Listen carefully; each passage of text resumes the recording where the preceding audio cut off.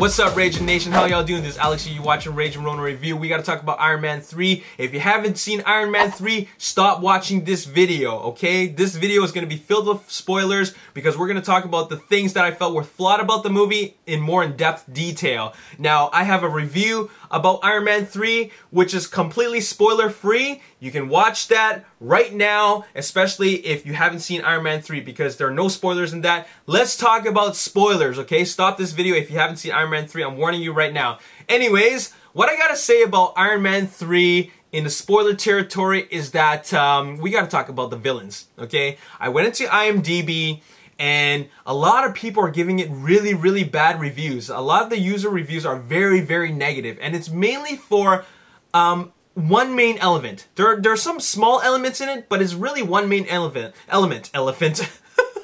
Okay, as far as the smaller elements that I felt were kind of flawed in Iron Man 3, I felt that there are some aspects of the plot that were underdeveloped, okay? And another thing that I forgot to mention in my Iron Man 3 spoiler-free review was that when Dusty Rhodes, you know, War Machine, when he was going off on doing missions on his own, I felt that was kind of weak. That was a very weak subplot.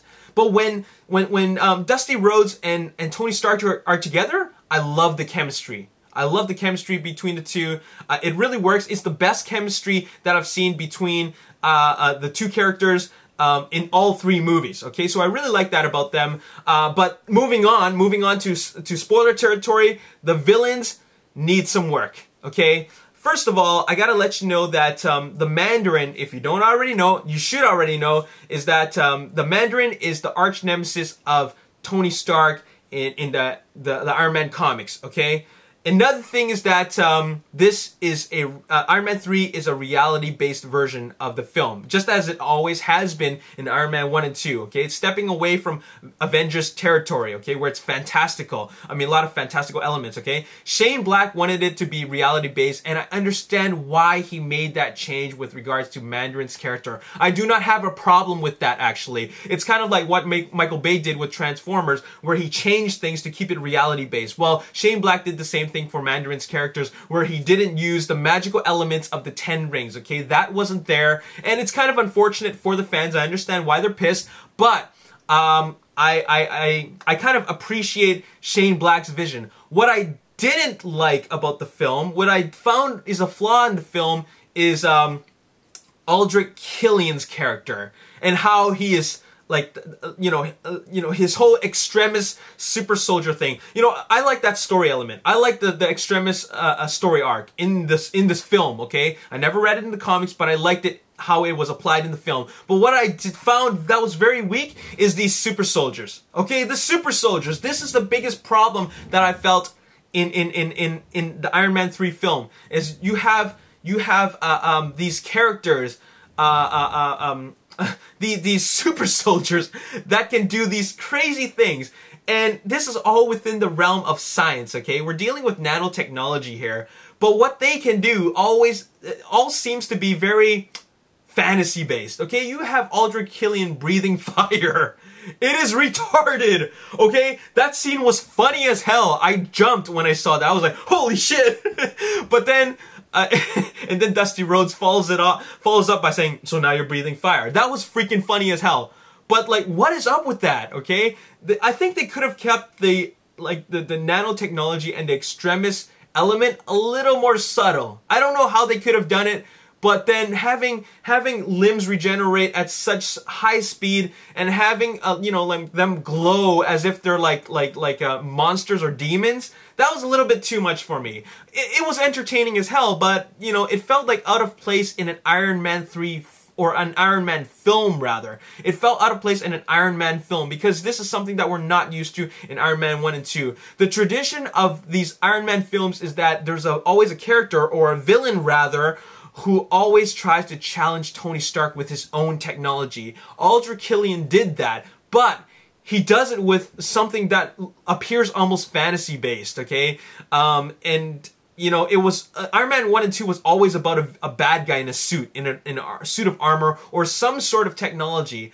the nanotechnology in Iron Man 3 doesn't even feel like nanotechnology. It just feels like you inject something and then suddenly they can breathe fire, they can regenerate like Wolverine, and they can they have like lava hands, okay? They can melt they can melt armor with their lava hands.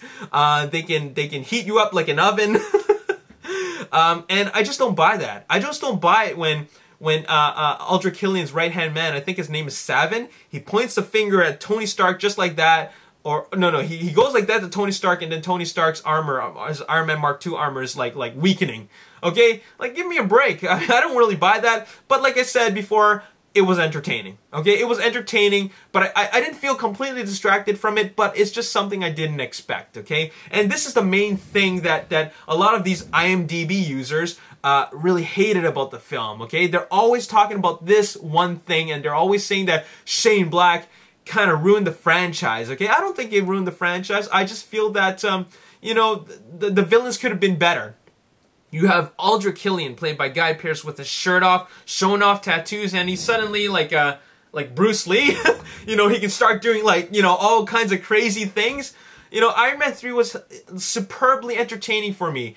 Once we got to the final battle, it was cool as hell. Okay, and I felt that the final battle was great. We got to see all the different armors, and the reason why there were so many different armors, and they had all the armors do very specific things. Each one was there for a reason. Okay, it was kind of sad that Tony Stark decided to blow them all up, but it's kind of like for the greater good, and there is a bigger picture involved with regards to what could have possibly happened in Iron Man 4.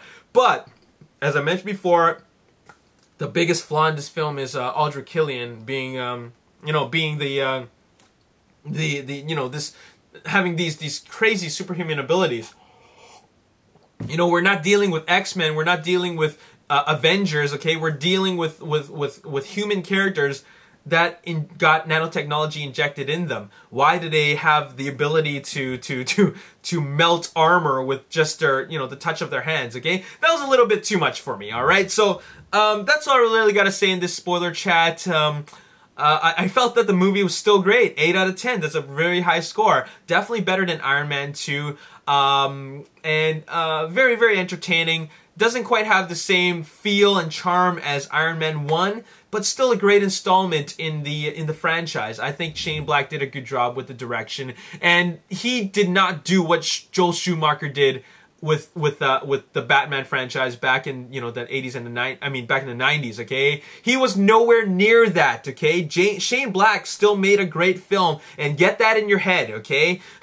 Watch the movie again if you have to. You know, try to ignore the fact that you know, they're trying to keep it, you know, a little less fantasy based compared to the comics. You know, just try to enjoy it for a movie as a whole. As a movie, it's a great movie, okay? If you don't follow the comics, you can really enjoy this film. But if you do follow comics, I can understand why you don't like this film, okay? I never followed the comics, but I do know of the Extremis story arc, and I do know of the Mandarin's presence in the Iron Man stories in the comics, okay? That's all I gotta say about this movie. This was a very very in-depth discussion with regards to Iron Man 3 and talking about spoilers. So hopefully you guys have something to talk about as well. I mean, if you got something to say about this, let me know in the comment section below how you feel about what I've talked about and how you feel about Iron Man 3 with regards to these elements, alright? Anyways, that's all I got to say in this video. As always, if you enjoyed this video, hit that like button, subscribe to the YouTube channel, like me on Facebook, The Ragin Nation, and also follow me on Twitter at Ragin Nation. My name is Alex Yu. Thanks for watching. I'll see you next time. Peace. Shane Black is that I've always known that he's a very he's a director that is very well versed in character-driven stories. Okay, he worked with Tony Stark.